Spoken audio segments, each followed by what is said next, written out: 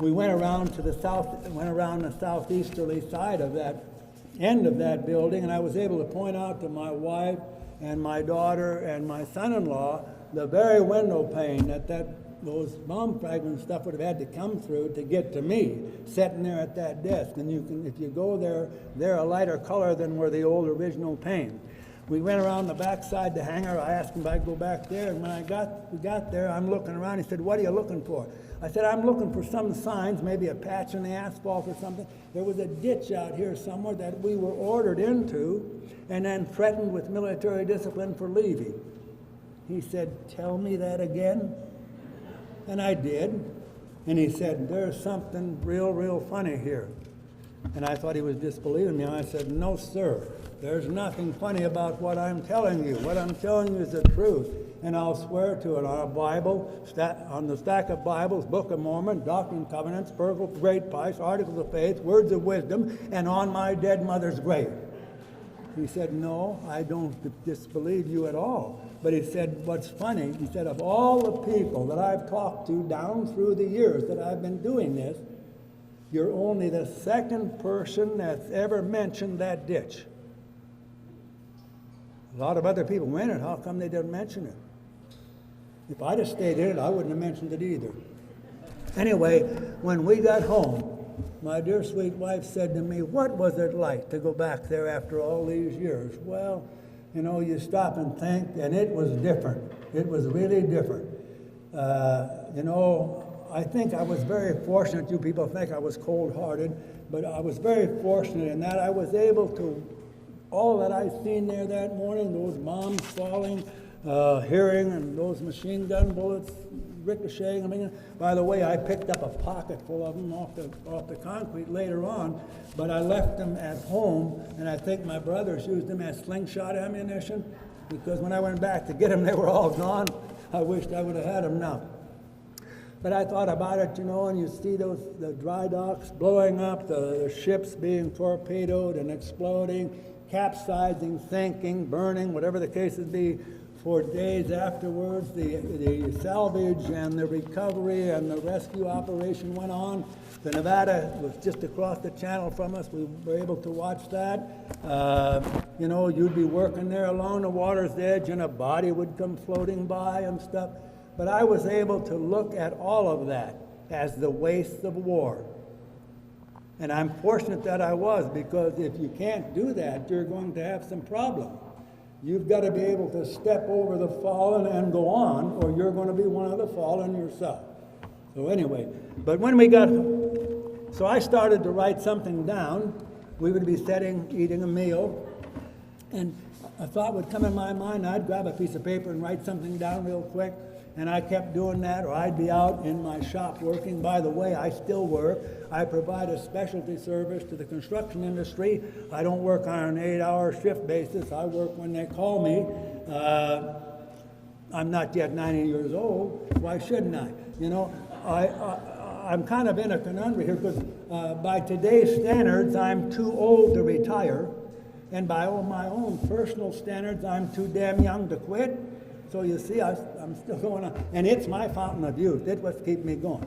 Anyway, when I got all of those things put together and kind of correlated them into, I call it a memoriam, but other people call it a poem. And I'd like to share it with you here. By the way, I'm not reading anything. I don't know what this is up here. It just gives me something to do with my nervous hand. Anyway, I'm going to share it with you here. It kind of uses a sounding board. And especially those of you who have been to Pearl and seen those rusting hulls lying there, tell me if it reminds you of what you saw and what you felt while you were there. Those of you who have yet to go, listen carefully, and it will kind of prepare you for what you see and a feeling that you're bound to have. This is what I came up with. From within those rusting hulls of sunken ships, reminders of what used to be, echo calls to remember from those there entombed, that freedom is never free. For those who answer duty's call, in the air, on land, or at sea, where liberties and freedoms come under threat, that's where they choose to be. They all gave some, and some gave all. those liberties and freedoms to save, but those valued treasures can only remain if protected by the gallant and the brave. The bombs blast, the cannons roar, the sights and sounds of battle, the cries of the wounded, the sighs of the dying, amid bursts of machine gun rattle, the fires, flames, the burning airplanes, the sight of sinking ships with death raining from the skies right before our eyes. How could we ever forget? Some man guns put up a fight, a victory hoped to gain. They stood their ground. Then many with their ships went down, and down there they shall forever remain. Those shipmates and buddies, forever they're lost, never to breathe air again, must always be honored and forever remembered, or their sacrifices will have been in vain. We've grown old, tried to move on, things we've tried to forget, but try as we will, those memories linger still. And for some, it's not over yet. Our seasons pass, the time draws near, the last survivors will have faded from sight. Then comes each following 7th of December. Will there always be those who will care enough not only to remember, but to remember and then go to the top of Mount Diablo on that night and light the light.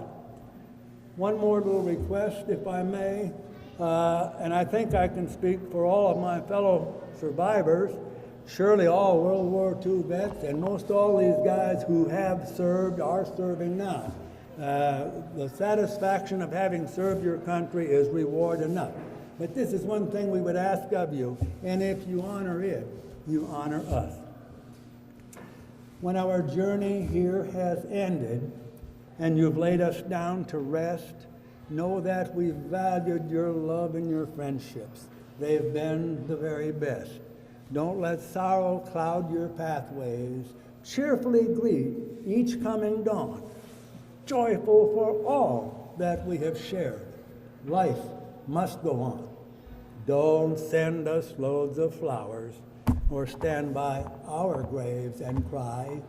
Come see us while we're living. Don't wait until we die. And someday in the great hereafter, who knows just where or when, we'll be missing you much and we'll be waiting until we meet again. Your life must go on.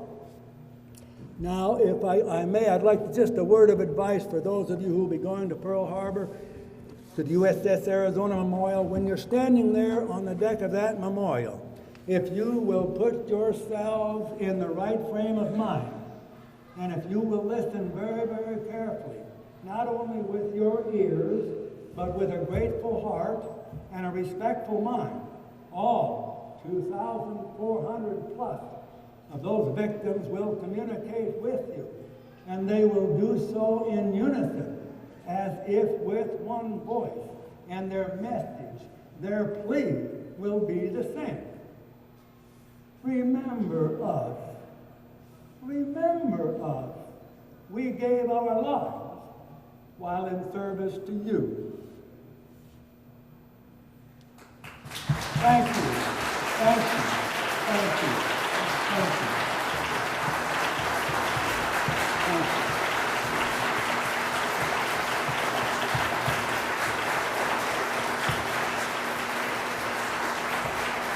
Thank you. Thank you.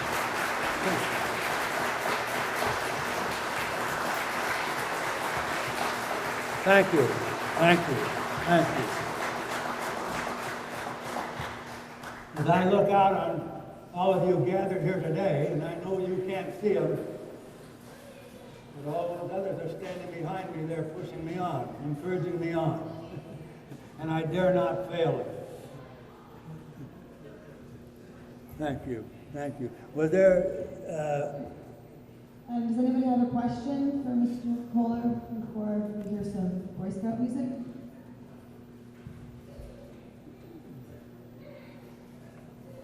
I try to make my delivery in such a way that you won't have many questions, but if there are some, I won't be able to hear him, but my dear sweet wife will come up here and try to help me, so.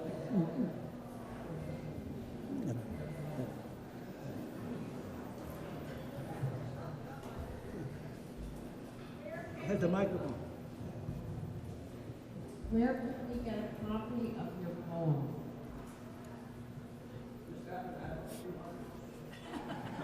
Somebody wants a copy of your poem?